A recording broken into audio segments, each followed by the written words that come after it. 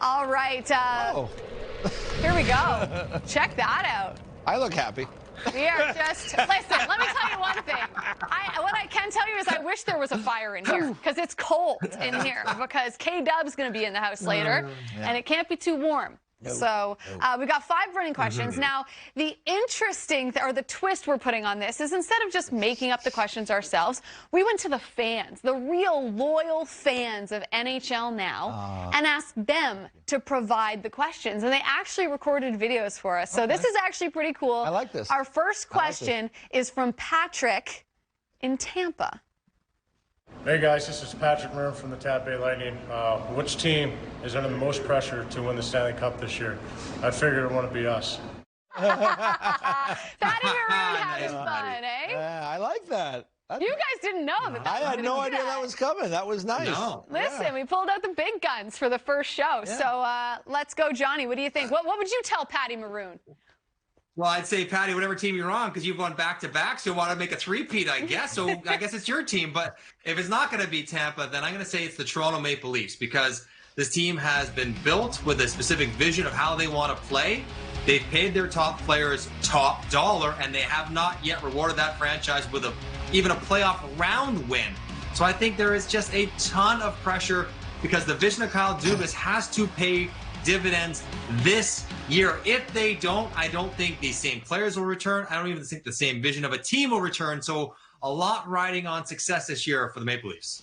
That's a good one. And they, we all know the history. They haven't won since 1967, so it's a long drought. But just to be different. I got to point that out. Sorry, Kathy. Keep getting that stuff from Vegas. That's how it works here. All right.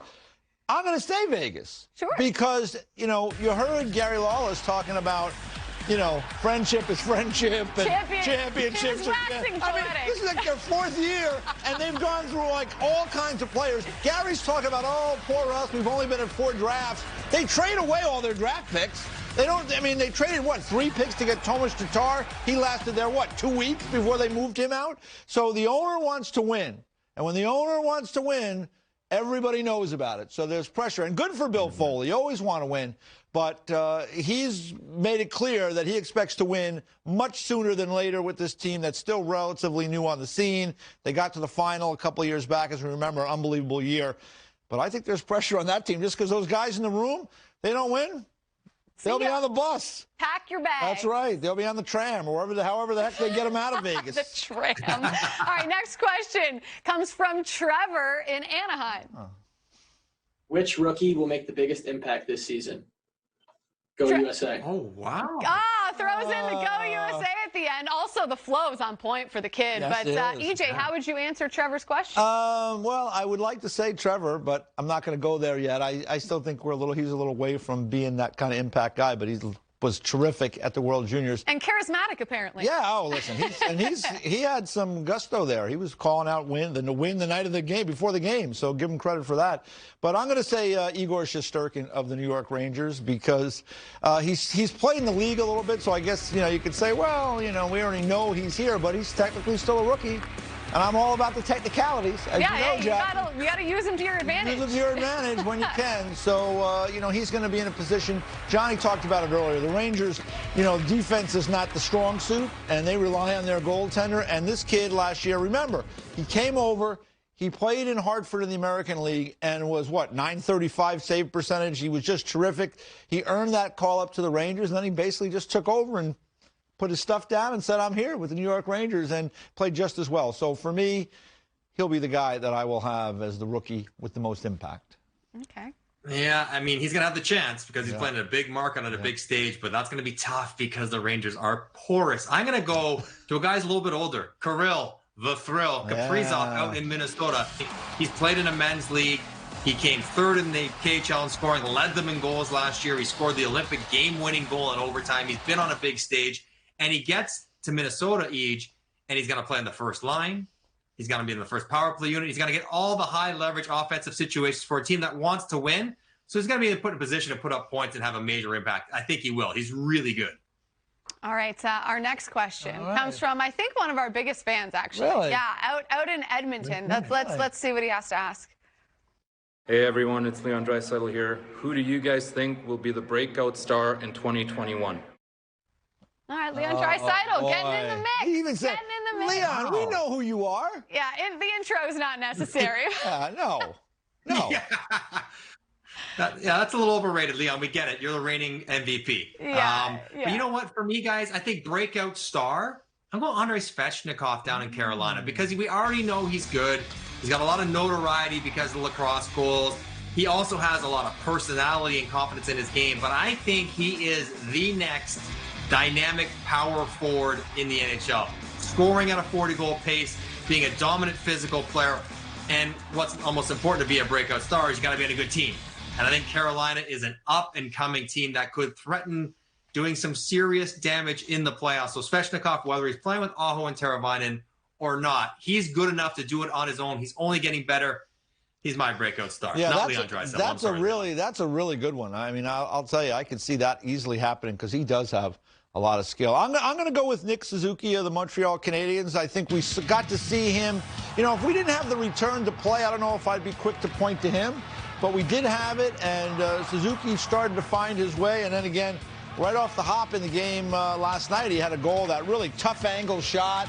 The kid seems to have a lot of confidence. He has a lot of ability. And as you point out, Johnny, you got to be playing with good players. And I think the Montreal Canadiens have really added a lot of good players to their group. So for me, I think he's got a great opportunity to really have that breakout type of year. So Nick Suzuki is the guy for me. All right, are you guys ready for your next burning question? Yeah. Who's going to be next time? Who's going to ask the next question? Well, the next question is coming from Buffalo. Hey, Jackie and E.J., which face in a new place will make the biggest impact in 2021? Wow, Taylor addressing us by name. That was a nice touch. Nice touch. Am I not on the show? Do I not exist? Taylor, what's up, my man? You know I'm not picking you now. That's for sure. Well, in fairness, I will come to Mr. Hall's defense here. I'm sure this was probably taped, their questions. Yes. They didn't know maybe when it would air. But, Johnny, we'll start with you since you were so unceremoniously left out of the hellos. Yeah. Well, I appreciate you involving me, unlike Taylor Hall. I'm going to text him after the show and give him a what's for. But you know what? We just talked to Gary Lawless. I'm going to say Alex Pietrangelo. I mean, he better have a significant impact given the amount of money that they paid him, what it costs to move bodies in and around, and the salary cap jumping through hoops they're going to have to go through to get him in the lineup. They're playing 5 defensemen, so he better be good because he's going to play 28 minutes just about every single game. But he is also one of the best players at his position in the league. He still has a lot of miles left. Whether he plays with Shea Theodore or not, those two will be as good a pair as there is in the NHL. So Alex Pietrangelo was the #1 free agent target, and accordingly, he should have the biggest impact. All right, I'm going to go a different direction. I'm going to go back to the crease, and I'm going to go with Jacob Markstrom in Calgary because the Calgary Flames, they haven't had a really legit #1 guy since Mika Kiprasov was there, and that was a while ago. So it's been a lot of years since they've had that type of goaltender. Mike is big on the advanced numbers and the analytics, and you know the numbers told you that Jacob Markstrom, at least to my knowledge, was really good last year. And you know, we watched him with the Canucks, and there was a lot of nights that he was saving their bacon with some terrific stops and terrific goaltending. So for me, I think Calgary, a team that's got some good players. You can't ever grow that garden of a team unless you have the goaltender. And I think now they have a guy that's really capable, so I think he's going to make a big difference for the Flames. Saving the bacon, growing the garden. You're like full of great anecdotes. All kinds of things. Crying out loud. All right, we got one more fan question, I believe, and everyone's very excited to see this new team in Seattle, right? Hockey fans there are real excited. So we thought we would hear from one out there. Okay, so let's take a listen. This is Everett Fitzhugh from the Seattle Kraken, and I'm curious, who will be the biggest name left unprotected for the Kraken's expansion draft? Everett. Great question from Everett, too. He's the play-by-play guy who got elevated from the American League. He's in Seattle, so we wish Everett nothing but the best. I'm sure he's counting down. Right? Yeah, I'm sure he is. Cannot wait. I'm sure he is. But how would you answer his question? You know what? I'm going to go back to a guy that knows the expansion draft. Marc-Andre Fleury. Why not? Let's do it again, Marc-Andre Fleury. Let's roll him out in Seattle, baby. Need goaltending, and the Vegas Golden Knights, well, they're having a clearance sale, and they're moving people out. So he's got a limited no trade or marginal no, whatever you want to call it. So he could be put out there. So why not? Let's do it again. Marc-Andre Fleury. I don't know why that got me so good. I'm dying laughing. I don't know. Why not, though? Why not? If there's a guy that could handle that happening twice, it would be him. God. He'd be the face of another franchise. All right. Johnny, your thoughts on that? I'm laughing too hard to even speak. Yeah, listen, it's going to happen because we know friends are friends, but winning championships at all costs. So out you go, Flower. Thanks for your service. Have fun in Seattle. But listen, it's probably going to happen too. But I'm going to say Brent Burns of San Jose also has a modified no trade clause. But I think at some point San Jose will have to acknowledge they need to rebuild and they need to try to shed some salary. Erik Karlsson's not going anywhere. I think Vlasic can't either. So Brent Burns still can produce. He's getting a little bit older, but he can still score at a pretty elite level. And I wouldn't be surprised if just because there's no other way to clear out salary for San Jose to start the kind of rebuild that they're going to have to go under, that Brent Burns doesn't become exposed.